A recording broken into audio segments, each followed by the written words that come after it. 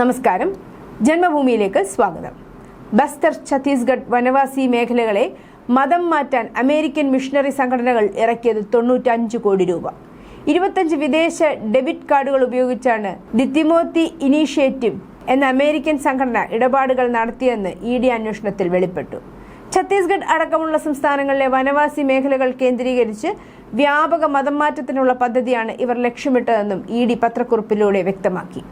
ഗോത്രമേഖലകളിൽ വിദേശ ഫണ്ട് ഒഴുകുന്നുവെന്ന് വനവാസി സമൂഹത്തിൽ നിന്നു തന്നെ ഉയർന്ന പരാതികളുടെ അടിസ്ഥാനത്തിലാണ് ഏപ്രിൽ 18-19 തീയതികളിൽ ഇവിടെ പരിശോധന നടത്തിയത്. വിദേശ ബാങ്കുകളുടെ ഡെബിറ്റ് കാർഡുകൾ ഉപയോഗിച്ച് രാജ്യത്ത് വിവിധ കേന്ദ്രങ്ങളിൽ ആവർത്തിച്ച് പണം പിൻവലിക്കുന്നതായി അന്വേഷണത്തിൽ കണ്ടെത്തി. അമേരിക്കയുമായി നേരിട്ട് ബന്ധപ്പെട്ട് മതപരിവർത്തനങ്ങളിൽ ഏർപ്പെട്ടിരിക്കുന്ന ക്രിസ്ത്യൻ മിഷണറി റാക്കറ്റിനെയാണ് ഈ പരിശോധനയിലൂടെ എൻഫോഴ്സ്മെന്റ് ഡയറക്ടറേറ്റ് തകർത്തത്. പരിശോധനയിൽ തെളിഞ്ഞ 95 കോടി രൂപയിൽ 6.5 കോടി രൂപ ഛത്തീസ്ഗഡിലെ ധംതാരി, ബസ്തർ എന്നിവയിലേക്കാണ് ഉപയോഗിച്ചിരിക്കുന്നത്. ബസ്തറും ധംതാരിയും ഈ അടുത്ത കാലം വരെ നക്സൽ ബാധിത പ്രദേശങ്ങളായിരുന്നു. റോഡുകളും വൈദ്യുതിയും പോലും എത്താതിരുന്ന ഈ മേഖലകളിൽ ക്രിസ്ത്യൻ മിഷണറിമാർക്ക് നിർഭയം കടന്നു ചെല്ലാൻ കഴിഞ്ഞതിന്റെ കാരണവും അന്വേഷണത്തിലാണ്. പള്ളികളും പുരോഹിതന്മാരും പാസ്റ്റർമാരും ഈ മേഖലകളിൽ എത്തിയതിനു പിന്നിൽ മിഷണറി മാവോയിസ്റ്റ് ബന്ധമാണ് സംശയിക്കുന്നത്.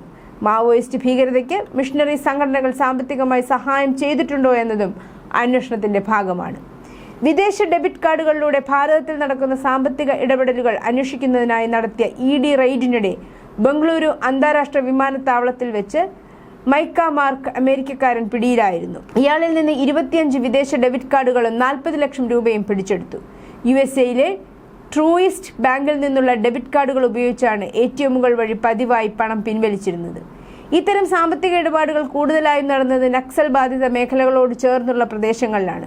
നഗ്നമായ FCRA ലംഘനമാണ് ഈ സംഭവത്തിലൂടെ പുറത്തുവരുന്നത്. വിദേശ ഫണ്ട് സംബന്ധിച്ച അന്വേഷണം കൂടുതൽ ശക്തമാക്കാനാണ് ഇഡി തീരുമാനം. പണം എവിടെ, ഏതൊക്കെ പ്രവർത്തനങ്ങൾക്കാണ് ഉപയോഗിച്ചതെന്ന് അന്വേഷിച്ചു വരുന്നു. കഴിഞ്ഞ പതിറ്റാണ്ടുകളിൽ ഛത്തീസ്ഗഡിൽ നടന്നിട്ടുള്ള വൻതോതിലുള്ള മതപരിവർത്തനങ്ങളാണ്. കുറച്ചു ദിവസം മുമ്പ് റായ്പൂരിൽ നടന്ന ഒരു പത്രസമ്മേളനത്തിൽ ഛത്തീസ്ഗഡ് ക്രിസ്ത്യൻ ഫോറം, ഐക്യരാഷ്ട്രസഭയും അന്താരാഷ്ട്ര മനുഷ്യാവകാശ കൗൺസിലുമാണ് രാജ്യത്തിന്റെ ഭരണഘടനയേക്കാൾ ശ്രേഷ്ഠമെന്ന് പ്രഖ്യാപിച്ചു. ഛത്തീസ്ഗഡ് ഈ മാസം നടപ്പാക്കിയ മതസ്വാതന്ത്ര്യ നിയമം പാകിസ്ഥാന്റെ ദൈവദൂഷണ നിയമത്തിന് തുല്യമാണെന്ന് വാദമുയർത്തി മിഷണറി സംഘടനകൾ സമരത്തിലാണ്. നേരത്തെയും ഭാരതീയ അന്വേഷണ ഏജൻസികൾ വിദേശ ഫണ്ടിന്റെ ഉറവിടങ്ങൾ കണ്ടെത്തിയിട്ടുണ്ടെങ്കിലും ഇക്കുറി അത് കൂടുതൽ കൃത്യതയിലേക്ക് നീങ്ങുകയാണ്. അറസ്റ്റും വിദേശ ഡെബിറ്റ് കാർഡ് കണ്ടെത്തലുമൊക്കെ അന്വേഷണത്തിന്റെ വ്യക്തമായ ദിശയിലേക്ക് നയിക്കുമെന്നാണ് ജനജാതി സുരക്ഷാ മഞ്ച് പോലെയുള്ള ഗോത്രവർഗ സംഘടനകൾ പ്രതീക്ഷിക്കുന്നത്. News desk, Janmabhumi.